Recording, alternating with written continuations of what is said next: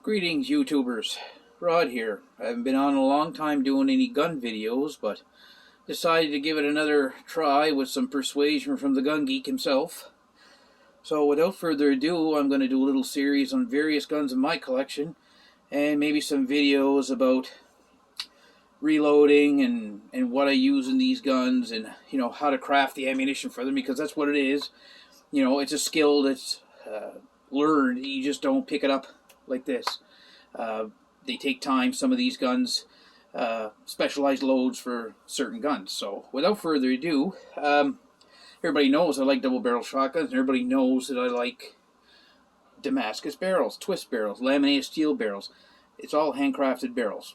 I'm all about hand-built guns. I just have this fascination with them. I think they're great. The amount of work that somebody put into this thing, it should be appreciated. And, well, I've got a couple here that stood the test of time very well.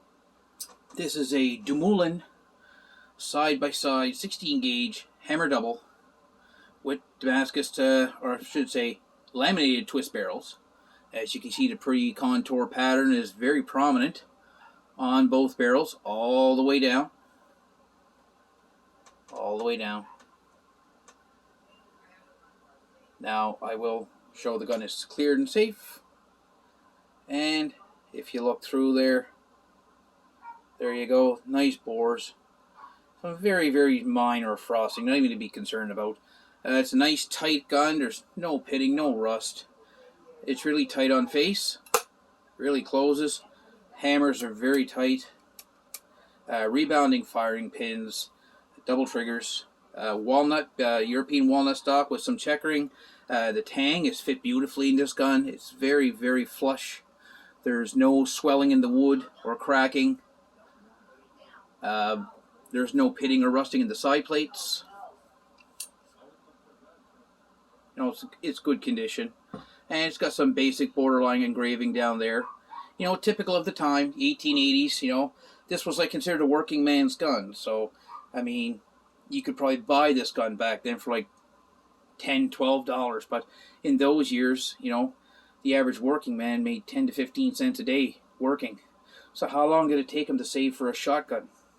A long time. So people refer to these as Belgian clunkers. They're not really Belgian clunkers.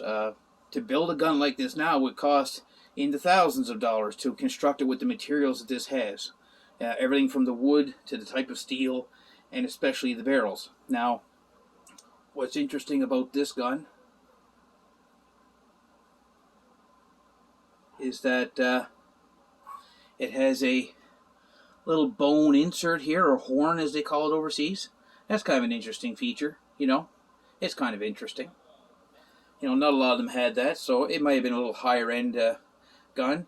But all the screws, you can tell, they all run true and straight. Like if you look there, and you look there, and you flip upside down, all the screws are timed and they run true and straight. So that tells me whoever, built this and did this, made a quality gun out of it.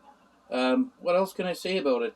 It shoots black powder loads. It's chambered for 16 gauge, 2.5 inch, not 2 3/4, which was the standard norm over in Europe at the time. And it shoots a rolled, crimped 16 gauge shot shell. And these are brand new. Oh, sorry. These are 16 gauge shot shells that I bought from, excuse me, 16 gauge shot shells that I bought from Ballistic Products, and you can trim them and use a roll crimping tool like a vintage roll crimper, which I do have right here, just to show you an idea of what these are.